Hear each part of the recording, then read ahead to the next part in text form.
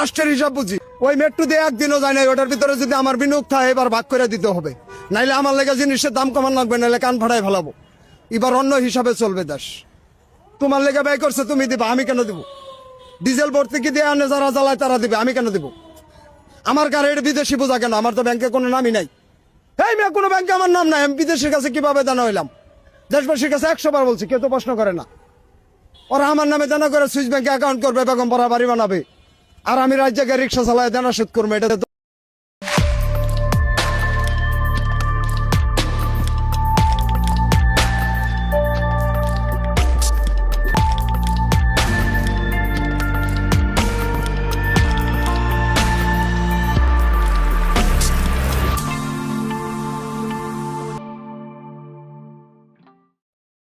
এই ভিডিওটা আগে দেখে রাখলাম এই জন্য যে আজ যে আলাপ করবো, দেখবেন যে বাঙ্গু বুদ্ধিজীবীদের চাইতে এই দরিদ্র মানুষেরা ভালো বুঝে রাষ্ট্র, অর্থনীতি ভালো বুঝে, আর্গুমেন্ট ভালো বুঝে, ভালো তো আর্গুমেন্ট তুলে তারা। যাই হোক, আপনারা জানেন যে বিএনপি সরকার বাজেট দিছে, প্রথম বাজেট। আপনি পত্রিকার মেলা আলাপ দেখবেন কিন্তু কিছু বুঝবেন না, পরস্পর বিরোধী কথা। বাজেট আসলে এই পত্রিকাগুলো ইউনিভার্সিটির মাস্টারদের যে জিগায় ক্যাঙ্কা হইল বাজেট, সেই মাস্টার গম্ভীরভাবে কিছু কথা বলে। সামষ্টিক অর্থনীতিতে ইতিবাচক ভূমিকা নিয়ে আসবে, তবে কর কাঠামোর সংস্কার না হলে এই বাজেট উচ্চাশায়ী হয়ে থাকবে। ওই মাস্টাররা যদি কন এর মানে কি, কন তো বুঝায় দেখবেন পাইতেছে না, এর মানে হইতেছে ওই নিজেই বুঝে না জিনিসটা কি, তো না বুঝলে মূল্যায়ন করবি কি?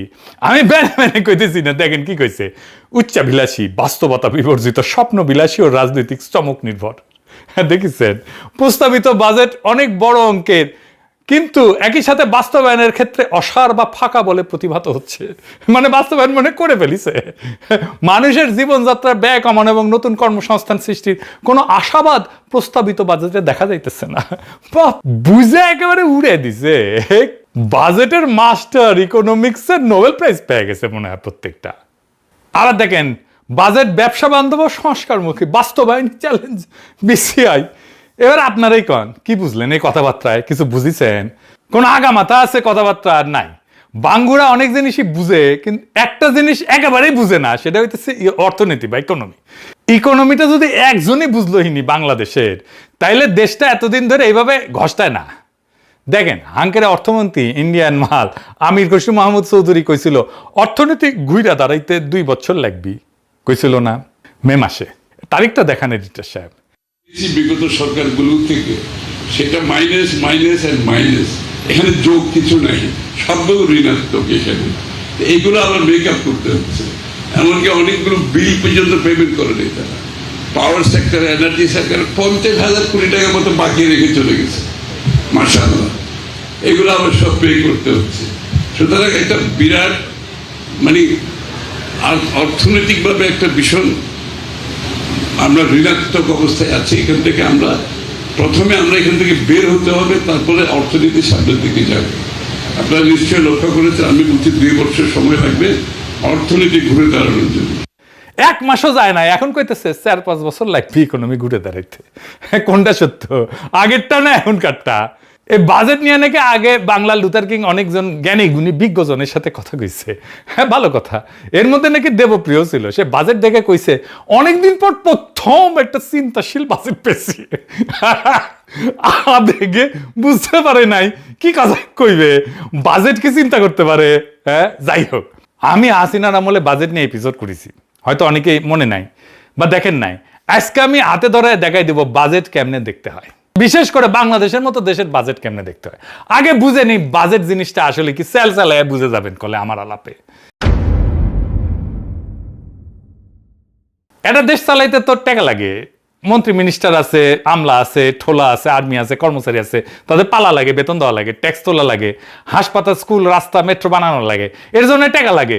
এই টাকা কেমনে তুলবে, কত টাকা তুলবে, আর এই টাকা খরচা করে কি হাতি ঘোড়া করবে, সেটার হিসাব হইতেছে বাজেট। সিম্পল জিনিস, খুবই সিম্পল, জলবত্তল রং। এই বাজেট করার আগে নাকি তারেক রহমান সরকার মেলা বুদ্ধিজীবী অর্থনীতিবিদদের সাথে আলাপ করছে, তারপরে এই বাজেট প্রসব করেছে। তো আসেন দেখি ক্যাঙ্কা বাজেট পয়দা করেছে এত আলাপ করিয়া, তাহলে বুঝবেন এরা কেমন বুঝে বাজেট জিনিসটা, রাষ্ট্র কেমন বুঝে, অর্থনীতি কেমন বুঝে। আসেন বুঝে দেখি, আল্লাহর নামে শুরু করি।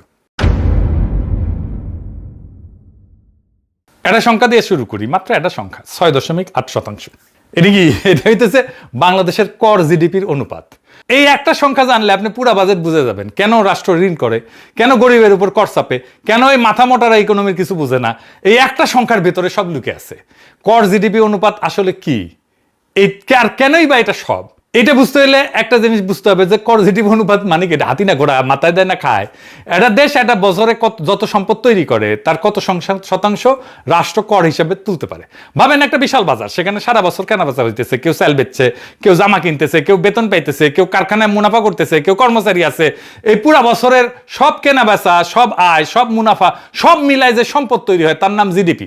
ধরেন এই বাজারে সব মিলায় বছরে 100 টাকার লেনদেন হলো, এটাই এই বাজারের জিডিপি। বুঝেছাও, রাষ্ট্র এই বাজারের ভেতরে দাঁড়ায় আছে, এটা চান্দাবাজ। প্রত্যেকটা কেনা বেচায়, প্রত্যেকটা আয়ে, প্রত্যেকটা মুনাফায় তার একটা বখরা পাওয়ার কথা। বিক্রিতে ভ্যাট, আয়ে আয়কর, মুনাফায় কর্পোরেট কর, আমদানিতে ট্যাক্স, এই বখরাটাই কর। তাহলে প্রশ্ন, 100 টাকায় বাজার থেকে রাষ্ট্র কত টাকা ভাগ তুলতে পারলো, বখরা তুলতে পারলো? এটা হইতেছে রাষ্ট্রের ক্ষমতা। উন্নত দেশে তোলে 34 টাকা, বাংলাদেশে মাত্র 6 টাকা 80 পয়সা। এই 100 টাকার 6 টাকা 80 পয়সা, এটাই কর জিডিপি অনুপাত। বাজার বিশাল, কিন্তু রাষ্ট্রের হাতে আসে সামান্য। কর জিডিপি রেশিও এটা শুধু টাকার হিসাব না, এটা রাষ্ট্রের ক্ষমতার পরিমাপ। একটা রাষ্ট্র তার নাগরিক, বিশেষ করে ধনী নাগরিকের কাছ থেকে কতটা আদায় করতে পারে সেটাই বলে দেয় রাষ্ট্রটা কতটা শক্তিশালী। তুলনা করেন, ইন্ডিয়ার কর জিডিপি 12%, নেপাল এমনকি যুদ্ধবিধ্বস্ত অর্থনীতির দেশগুলো আমাদের চেয়ে বেশি তোলে। আমরা দক্ষিণ এশিয়ার সবচেয়ে নিচের দিকে। কেন উন্নত দেশ উন্নত, এই একটা সংখ্যাই বইলা দেয় গলে। ধনী দেশগুলো যেমন আমেরিকা, জার্মানি, ফ্রান্স, জাপান আছে না, তাদের গড় কর জিডিপি অনুপাত হইতেছে 34%। ডেনমার্ক তোলে 45%, ফ্রান্স তোলে 43%। এবার মিলান, বাংলাদেশ 6.8, মানে উন্নত দেশগুলো তাদের অর্থনীতি থেকে আমাদের চেয়ে 5 গুণ বেশি কর তোলে। এই 5 গুণের ভিতরে লুকায় আছে কেন তারা উন্নত। ডেনমার্কে সবার জন্য বিনামূল্যে শিক্ষা, বিনামূল্যে চিকিৎসা, বেকার ভাতা, এইসব আসমান থেকে পড়ে না, আসে ওই 45% কর থেকে, কর জিডিপি অনুপাত থেকে। রাষ্ট্র ধনীর কাছ থেকে আদায় করে, তারপর সবার জন্য খরচ করে। এটাই উন্নত রাষ্ট্রের মূল মন্ত্র। আর আমরা তুলি 6.8%। তাই এটা তুলে রাষ্ট্র কি দিতে পারবে? তাই স্কুল ভাঙা, হাসপাতালে বেড নাই, ওষুধ নাই, ডাক্তার থাকে না, রাস্তায় গর্ত, কম কর মানে দুর্বল রাষ্ট্র। দুর্বল রাষ্ট্র মানে নাগরিকের জন্য কিছু করতে না পারা। আর এটাই বিএনপি সরকারের টার্গেট দিছে যে 9.6% নাকি নিবি। হ্যাঁ, 5 বছরে 6.8 থেকে 9.6%। মানে সরকার নিজেই স্বীকার করে নিচ্ছে 5 বছরেও তারা 10% দিতে পারবে না। যেখানে ডেনমার্ক 45% আর উন্নত দেশগুলোর গড় হইতেছে 34%। বাংলাদেশ 5 বছরের চেষ্টা করে 10-এর নিচে থাকবে, উন্নত বিশ্ব যেখানে দাঁড়ায় আছে তার ধারে কাছেও না। একটা রাষ্ট্র যদি তার অর্থনীতির 10% কর হিসেবে তুলতে না পারে, তাহলে নিজের ভবিষ্যৎ নিজের অর্থায়ন করতে পারবে না। তো তাকে অন্যের উপরে নির্ভর করতে হবে, ঋণের উপরে নির্ভর করতে হবে, রেমিটেন্সের উপরে নির্ভর করতে হবে, বিদেশি সাহায্যের উপরে নির্ভর করতে হবে। আর যে নিজের খরচ নিজে চালাইতে পারে না, সে স্বাধীনভাবে সিদ্ধান্তও নিতে পারে না। কর জিডিপি 6.8% মানে শুধু কম রাজস্ব না, মানে এটা একটা পরনির্ভর রাষ্ট্র। আচ্ছা, এবার আসেন, এটা খুব ইন্টারেস্টিং জায়গা দেখি। সরকার তো ট্যাক্স তুলবে, কিভাবে তুলবে? তার ইনস্টিটিউট দিয়া, তাই না, কর্মী বাহিনী দিয়া। তো জনগণ তো তার সেবা দেখবে, সরকারের সেবা দেখবে, এমন ভাবে দেখবে যে মানুষ আগ্রহ নিয়ে ট্যাক্স দিবে। সে জানবে যে এই ট্যাক্সের টাকায় এমন সব সেবা আর সুবিধা পাবে যে সেটা নিজেও ব্যবহার করতে পারবে। এই যে রাষ্ট্রযন্ত্র আমরা পালি, পুলিশ, আর্মি, আমলা, কর্মচারী, এসব তো নাগরিকদের জন্য রাষ্ট্রের সেবা নিশ্চিত করার জন্য, তারাই তো ট্যাক্স তুলবে। তাহলে আসেন দেখি এই বিপুল রাষ্ট্রযন্ত্রকে পালতে আমরা কত খরচা করি আর তার তুলনায় কি পাই। এই বাজেট তো 9,38,000 কোটি টাকা, তাই না? কাদের জন্য? সবাই লাফাইতেছে, ইতিহাসের সবচেয়ে বড় বাজেট দিছে বিএনপি। তো এই বাজেটের টাকা কার জন্য খরচা হবে? আমার আপনার জন্য না, আমার আপনার জন্য না। এই বাজেটের 4/3 ভাগ সরকারের পরিচালন ব্যয়, মানে বেতন ভাতা, প্রশাসন, অফিস, গাড়ি আর পুরানো ঋণের সুদ। মোট বাজেটের 74.5%, প্রায় 3/4। মানে কি দাঁড়াইলো? বাজেটের প্রত্যেক 4 টাকার মধ্যে প্রায় 3 টাকায় চলে যাবে রাষ্ট্রযন্ত্রটাকে সচল রাখতে। সরকারি কর্মচারী বেতন, অফিসের খরচ আর অতীতের দেনার সুদ। এই 3 টাকা কোনো নতুন কিছু তৈরি করবে না, কোনো কারখানা না, কোনো রাস্তা না, কোনো হাসপাতাল না। শুধু সরকারি বেতন ভাতায় 89,380 কোটি টাকা, বাজেটের প্রায় 9.5%। সুদ 1,27,500 কোটি টাকা, আরো 13.5%। দুইটা মিলে বাজেটের প্রায় 1/4, শুধু বেতন আর সুদ। একটা উন্নত রাষ্ট্রে বাজেটের সিংহভাগ যায় নাগরিকের দিকে, আর বাংলাদেশের 3/4 যায় রাষ্ট্রযন্ত্রের দিকে নিজেকে টিকায় রাখতে। সেই রাষ্ট্রযন্ত্র যা ট্যাক্সের টাকা তুলতে পারে না, কোনো সেবাই দিতে পারে না, না স্বাস্থ্য, না শিক্ষা, না অবকাঠামো, না ব্যবসার সুবিধা। একটা উন্নত দেশে বাজেট হইল নাগরিকের জন্য রাষ্ট্রের খরচ, বাংলাদেশের বাজেট হইল রাষ্ট্রযন্ত্র টিকায় রাখার জন্য নাগরিকের খরচ। উন্নত রাষ্ট্র সংগ্রহ করে জনগণের কাছ থেকে, ফেরত দেয় জনগণকে, আর আমাদের রাষ্ট্র সংগ্রহ করে জনগণের কাছ থেকে, খরচ করে নিজের জন্য। যে বাজেট তার নিজের অস্তিত্ব টিকিয়ে রাখতে 3/4 নষ্ট করে ফেলে, খাইয়া ফেলে, সে বাজেট জনগণের ভবিষ্যৎ গড়ার বাজেট না, সেটা রাষ্ট্রের আত্মরক্ষার বাজেট। বাজেটের একক বৃহত্তম খাত কোনটা জানেন? জনপ্রশাসন। মোট বাজেটের 15%, শিক্ষার চেয়ে বেশি, স্বাস্থ্যের 2.5 গুণ, প্রতিরক্ষার 3 গুণ। বাজেটের সবচেয়ে বড় খাত নাগরিকের শিক্ষা বা স্বাস্থ্য না, প্রশাসন নিজে। যাদের সার না বললে মাইন্ড করে, সেই জনপ্রশাসন যারা হাসিনার আমলে বিনা ভোটে নির্বাচন করছে, সেই জনপ্রশাসন যারা হাসিনার পড়ার পরে ইউনূস সরকারের কাছ থেকে বেতন বাড়াই নিচ্ছে, সেই জনপ্রশাসন যারা বাংলাদেশের সম্পদ লুট করে অবসর জীবনে পশ্চিমে পাড়ি জমায়, সেই জনপ্রশাসন যাদের বেতনের টাকায় সংসার ঠিক মতো চলার কথা না থাকলেও পোলা মাইয়ারা বিদেশে পড়াশোনা করে, নিজের হেলথ চেক আপের জন্য যায় বিদেশে। একটা প্রশাসনের মূল কাজ 2টা, কর আদায় করা আর সেই টাকায় সেবা দেওয়া। আর এই প্রশাসন অর্থনীতির মাত্র 6.8% কর তুলতে পারে, মূল কাজেই ব্যর্থ। অথচ বাজেটের সবচেয়ে বড় খরচ এই প্রশাসনই চালানো হয়। একটা কোম্পানির কথা ভাবেন, যার সেলস ডিপার্টমেন্ট বিক্রি করতে পারে না, অথচ কোম্পানির সবচেয়ে বড় খরচ সেই ডিপার্টমেন্টের বেতন হয়। এই কোম্পানি, বেসরকারি প্রতিষ্ঠান টিকবে 1 বছরও টিকতো না, কিন্তু বাংলাদেশ টিকে আছে। কিভাবে টিকে আছে? আমাদের রক্ত চুষে। একটা উন্নত দেশে একটা বিশুদ্ধ প্রশাসন, সরকার চালানো খরচ কখনোই বাজেটের বৃহত্তম খাত হয় না। তাদের বাজেটের শীর্ষে থাকে সামাজিক সুরক্ষা, স্বাস্থ্য, শিক্ষা, নাগরিকের সেবার জন্য যা দরকার। প্রশাসন সেখানে সেবা বিতরণের একটা ছোট্ট খরচ মাত্র। আমাদের এখানে প্রশাসনের শীর্ষে। একটা উন্নত রাষ্ট্রের বাজেটের চেহারা নাগরিক কেন্দ্রিক, আমাদের বাজেটের চেহারা প্রশাসন কেন্দ্রিক। আর এই বাজেটকে দেবপ্রিয় বলে চিন্তাশীল বাজেট। তার মানে বুঝেছেন, ওই বাজেট রাষ্ট্র কিছু বুঝে। হ্যাঁ, কি মনে হয় বুঝে? বুঝবে কেমনে? সোভিয়েত ইউনিয়ন পড়াশোনা করেছে, প্লেখানোভেন ইনস্টিটিউটে, উঠে পিএইচডি করেছে, ও পিএইচডি। এবার একটা জিনিস দেখায়, চমকায় যাবেন। আমরা যখন রাজনীতি করতাম, বাজেট আসলে কইতাম গরিব মারার কালো বাজেট মানি না, মানবো না। তা আমি জিগাইতাম গরিব মারে কেন বাজেট? জবাব দিতে পারতো না সিভিভির নেতারা। বুঝুম বাজুম মেলা কিছু কইতো, কিন্তু আসলে এই বাজেট গরিব মারার। আসলে কথাটা ঠিক আছে, টাকা যা তোলা হয় বাজেটের, তা গরিবের কাছ থেকে বেশি তোলা হয়। এটাই হইতেছে বাংলাদেশের বাজেটের সবচেয়ে নির্মম অংশ। এটা বিস্তারিত বুঝতে হলে দেখতে হবে কর আসে কোথায় থেকে। কর 2 ধরনের, প্রত্যক্ষ কর, ধনীর আয়ের উপরে, মুনাফার উপরে, সম্পদের উপরে সরাসরি কর। যত আয় বেশি তত কর বেশি। আর পরোক্ষ কর, ভ্যাট, শুল্ক, এটা পণ্যের দামের সাথে মিশে থাকে। একটা সাবান কিনলে ধনী গরিব সবাই একই ভ্যাট দেয়। গরিবের আয়ের অনুপাতে করের বোঝা বেশি পড়ে। বড়লোকরা সাবান কিনে যে ট্যাক্স দেয়, গরিব একই পরিমাণে ট্যাক্স দেয়। বাংলাদেশে এই অনুপাতটা কত? মোট রাজস্বের মধ্যে আয় কর 37%, ভ্যাট 37%, আর আমদানি শুল্ক 26%।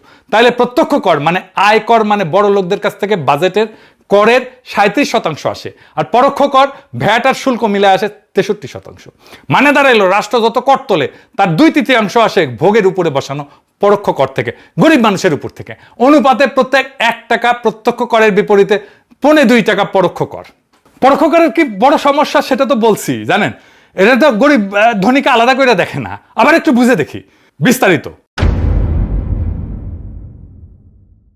ধরেন একজন রিক্সা চালক যখন 1 কেজি চিনি কেনে, আর একজন কোটিপতি যখন একই চিনি কেনে, দুইজনই হুবহু একই ভ্যাট দেয়। কিন্তু রিক্সা চালকের কাছে সেই ভ্যাটের টাকাটা তার দিনের আয়ের একটা বড় অংশ, কোটিপতির কাছে কিছুই না। আরেকটা উদাহরণ দিই, ধরেন একজনের মাসিক আয় 10,000 টাকা, আর একজনের 10 লাখ টাকা। দুইজনই মাসে চাল, ডাল, সাবান, ভ্যাট সব মিলে ভ্যাট দিল 500 টাকা। গরিব মানুষটা আয়ের 5% চলে গেল ভ্যাটে, ধনী মানুষটার গেল 0.05%। 100 গুণ পার্থক্য। দুই মানুষে একই ভ্যাট দিল, একই সেবা পাইল, কিন্তু পার্থক্য 100 গুণ। একই কর, কিন্তু বোঝা উল্টা দিকে। যত গরিব তত বেশি বোঝা। এটাই পরোক্ষ করের আসল চেহারা। আর বাংলাদেশের রাষ্ট্র চলে মূলত এই করের 2/3। তাহলে গরিব মারার কর ব্যবস্থা না এটা? এবার উন্নত দেশের সাথে মিলান, আর মন দিয়ে শোনেন সংখ্যাটা। ধনী দেশগুলোতে ভোগের উপরে বসানো কর মানে আমাদের ভ্যাট শুল্কের সমতুল্য, মোট করের মাত্র 31%। আমেরিকায় আরো কম, 17%। আর সেখানে বেশিরভাগ কর আসে আয়ের উপরে, মুনাফার উপরে, সামাজিক নিরাপত্তা অবদানের উপরে, সরাসরি প্রত্যক্ষ কর। পার্থক্যটা ধরেন, বাংলাদেশে ভোগের কর 63%, উন্নত দেশে 31%। মানে আমরা সাধারণ মানুষের ভোগের উপরে তাদের চাইতে দ্বিগুণ হারে নির্ভর করি, আর তারা ধনী আয়ের উপরে আমাদের চেয়ে অনেক বেশি নির্ভর করে। একটা পার্থক্য বলে দেয় দুই ধরনের রাষ্ট্রের চরিত্র। উন্নত রাষ্ট্র ধনীর কাছ থেকে আদায় করে, গরিবকে রেহাই দেয়। আমাদের রাষ্ট্র গরিবের ভোগ থেকে আদায় করে, ধনীকে রেহাই দেয়। এটাই জিনিস, এটাই কর, কিন্তু উল্টা দিকে বসানো। আমরা তো আমেরিকায় গালি দিতে দিতে একেবারে হয়রান হয়ে যায়। সাম্রাজ্যবাদ সাম্রাজ্যবাদ নিপাত যায়। দেখেন তাদের কর ব্যবস্থাটা কেমন গরিব বান্ধব। তা এখন কেন বাংলাদেশ রাষ্ট্র ধনীর আয়ের উপরে কর তুলে অনুপাত তুলতে দিতে পারে না? কেন উন্নত দেশে পারে? কারণ যেই শ্রেণী প্রত্যক্ষ কর দেবে তারা বড় ব্যবসায়ী, শিল্পপতি, জমির মালিক। রাষ্ট্র তাদের উপরে নির্ভরশীল। নির্বাচনে টাকা লাগে, দল চালাতে টাকা লাগে, ক্ষমতায় থাকতে ব্যবসায়িক জোট লাগে। ফলে রাষ্ট্র সেই শ্রেণীকে শাসন করে না, তাদের সেবা করে। আর কর তুলে আনে যাদের কোনো দর কষাকষির ক্ষমতা নাই, সাধারণ ভোক্তার কাছে থেকে। প্রত্যেকটা কেনাকাটার ভিতরে লুকায় সে করটা তোলে। তাই এই যে কর জিডিপি রেশিও 6.8%, এটা কোনো টেকনিক্যাল ফেলিওর না, এটাই সিস্টেম। এইভাবে বানানো হয়েছে সিস্টেম। এটা একটা রাজনৈতিক সত্য। এই রাষ্ট্রের সাথে তার ধনী নাগরিকের প্রকৃত কোনো করের চুক্তি নাই। শ্রেণী আছে, কিন্তু রাষ্ট্র তাদের কর জালের মধ্যে আনতে সক্ষম না, কারণ রাষ্ট্রটাই সেই শ্রেণীর হাতে বন্দী। এই কারণে আমাদের কর জিডিপি রেশিও বাড়ে না। আর একটা জিনিস দেখেন, কর কম ওঠার জন্য কি কাফফারা আমরা দিই। পর্যাপ্ত কর তুলতে না পারলে সরকারকে ঋণ নিতে হয়, যে ঋণ নিছে তার সুদ দিতে হয়। এই সুদে 1 বছরে কত দিতে হবে জানেন? এই 1 বছরে 1,27,500 কোটি টাকা। 1,27,500 কোটি টাকা। শিক্ষায় 1,36,000 কোটি টাকা, সুদে 1,27,500 কোটি টাকা। সুদের বিল শিক্ষা বাজেটের প্রায় সমান। একটা জাতির পুরা শিক্ষা, স্কুল, সব স্কুল, কলেজ, বিশ্ববিদ্যালয়, শিক্ষকের বেতন, বই, অবকাঠামো, তার পেছনে রাষ্ট্র যা খরচ করে প্রায় ততটাই দিতে হইতেছে শুধু পুরনো ঋণের সুদে। যে রাষ্ট্রের অতীতের দেনা তার ভবিষ্যতের বিনিয়োগের সমান, সে সামনে আগাইতেছে না পিছাইতেছে? লুথার কিং এর সামনে তো কোনো পথ নাই। কর তুলতে না পারলে ঋণ করতে হবে, ঋণ করলে সুদ দিতে হবে, সুদ দিলে এই শিক্ষায় টাকা কমে যাবে। কিন্তু কোন খাতে বরাদ্দ কমলো দৃশ্যমান ভাবে, এটা জানেন? আমাদের আর্মি ভাইরা জানেন? জানেন না? আসুন দেখে দিই। যখন কোনো খাতে বরাদ্দ বাড়লো বলা হয় সেটা টাকার অঙ্কে, কিন্তু টাকার দাম তো প্রত্যেক বছর কমতেছে। সেটার নাম মূল্যস্ফীতি। আমরা জানি সরকার নিজের হিসাবে মূল্যস্ফীতি 7.5%-এর আশেপাশে। মানে গত বছর যেই কাজ করতে 100 টাকা লাগতো, এই বছর সেটা করতে 160 টাকার বেশি লাগবে। তাই কোনো খাতের বরাদ্দ যদি 7.5%-এর কম বাড়ে, তাহলে টাকার অঙ্কে বাড়লেও সে আসলে খাত আগের চেয়ে কম টাকা পাইল। মূল্যস্ফীতি পুরোটা খেয়ে ফেললো। এবার তাহলে মন্ত্রণালয়গুলো দেখি। প্রতিরক্ষা মন্ত্রণালয় 42,497 কোটি টাকা পাইছে, টাকার অঙ্কে বাড়লো 4%। কিন্তু মূল্যস্ফীতি 7%। বিয়োগ করেন প্রকৃত অর্থে প্রতিরক্ষা বাজেট আসলে 3% কমছে। এবার স্বরাষ্ট্র মন্ত্রণালয়, পুলিশ, র্যাব, বিজিবি, আনসার 27,000 থেকে 31,000 কোটি টাকা, টাকার অঙ্কে 15% পাইছে। মূল্যস্ফীতি বাদ দিল প্রকৃত বৃদ্ধি 7.5%। দুইটা পাশাপাশি রাখেন। মূল্যস্ফীতির পর প্রতিরক্ষা কমলো, স্বরাষ্ট্র বাড়লো 7.5%। সব খাতে বরাদ্দ যখন মূল্যস্ফীতিতে ক্ষয় হইতেছে, তখন রাষ্ট্রের নিপীড়নের যন্ত্র যা হাসিনার নির্দেশ অক্ষরে অক্ষরে পালন করে গেছে, শেষ পর্যন্ত আপা পালানোর পর যাত্রা বাড়িতে পালানোর সময় গুলি করে গণহত্যা করছে, কার্যত এরাই একমাত্র খাত যা সত্যিকার অর্থে মোটা হইল।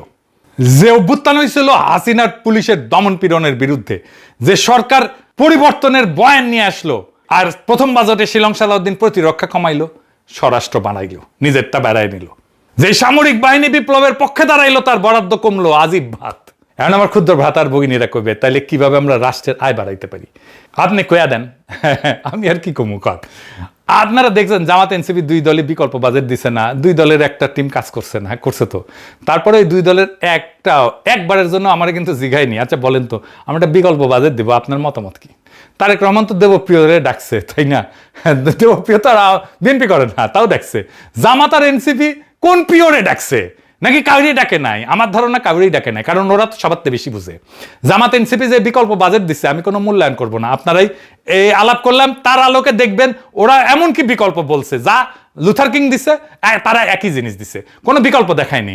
আপনারা দেখেন সংসদে কি আলাপ করে, কোনো বুদ্ধিদীপ্ত আলাপ করতেই পারবে না এরা। তারপরে বলি, আমি এই বাজেট নিয়ে কাজ করলে কি করতাম?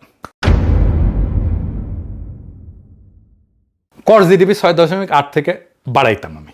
কর বাড়ানোর কথা উঠলে সরকার একটা কাজই করে, যে ইতিমধ্যে যারা কর দেয় তার ঘরে আরো ট্যাক্স চাপায়, ভ্যাট চাপায়, করদাতার হার বাড়ায়। এটা আত্মঘাতী, কারণ এটা একটা ছোট জালে বারবার নিংড়ানো হয়। ওই বেতনভোগী মধ্যবিত্ত আর নিয়মে চলা কোম্পানি যারা এমনিতেই ফান্দে আটকা, ফল উল্টা হয়, করের ভয়ে বাকিরা ওই জালের বাইরে থাকে, ভিত্তি আরো ছোট হয়। এটা কোনো সমাধান না, এটা একটা দুষ্ট চক্র। আসল রাস্তা হার বাড়ানো না, ভিত্তি বাড়ানো। আর এটার একটাই উপায় হইতেছে ফর্মালাইজেশন। একটা সংখ্যা শোনেন, আমাদের কর্মসংস্থানের 88% ইনফর্মাল। প্রায় 9 কোটি মানুষ এমন এক অর্থনীতিতে কাজ করে যা রাষ্ট্রের চোখে অদৃশ্য, অথচ এরা কিন্তু অর্থনৈতিক ইকোনমির ভেতরে আছে। তারা সম্পদ সৃষ্টি করতেছে, কেনাবেচা করতেছে, আয় করতেছে, কিন্তু কর জালের বাইরে আছে। কর জিডিপি 6.8 মানে এই অর্থনীতির বিশাল অংশটা রাষ্ট্রের নাগালের বাইরে। এইটা একটা ছায়া অর্থনীতি, এটার আলোয় আনতে হবে। এটাই হওয়া উচিত কেন্দ্রীয় অগ্রাধিকার, কারণ এইটাই কর বাড়ানোর একমাত্র সৎ যন্ত্র। কেন? রাষ্ট্র যা মাপতে পারে না তার তো শাসন করতে পারে না। কর তো দূরের কথা, যে অর্থনীতি পরিসংখ্যানে নাই সেখান থেকে রাষ্ট্র 1 পয়সাও তুলতে পারবে না, পারবেই না। আর সেই মানুষগুলো 1 পয়সা দেবেও না। ইনফর্মাল মানুষ কেন কর দেয় না? কারণ কর দিয়া বিনিময়ে তো সে কিছু পায় না। রাষ্ট্র যদি বলে যে তুমি আমার কর দাও, তা মানুষ কবে কেন তুমি আমার জন্য কি করো, তোমার আমি কেন কর দেবো? তাই কাজ হয় তখন একটাই দ্বিমুখী, তুমি কর দাও, বিনিময়ে পাও কিছু। কি কি? পেনশন পাও, দুর্ঘটনা বীমা পাও, ব্যাংক ঋণ পাও, আইনের সুরক্ষা পাও, রাষ্ট্র পায় রাজস্ব, আর এই ইনফর্মাল সেক্টর পায় সুরক্ষা, এর কর্মীরা পায় সুরক্ষা, এরা পায় পুঁজি, তাদের বৃদ্ধির একটা সুযোগ সৃষ্টি হয়। এটাই সেই কর চুক্তি যা আমাদের কোনোদিন হয় নাই। আমার হাতে ক্ষমতা থাকলে 9 কোটি মানুষের ছায়া থেকে তুলে আনতাম, তাদের স্বীকৃত করতাম, সুরক্ষিত করতাম, দৃশ্যমান করতাম, ইকোনমির মধ্যে আনতাম, ফর্মাল ইকোনমির মধ্যে আনতাম। কর বাড়াইতাম কিন্তু হার বাড়াইতাম না। মানুষকে জালে এনে সেইখানে জালে আসাটাই লাভজনক সেটা দেখাই দিতাম। 10 বছরে এই দেশ বদলাই যেত।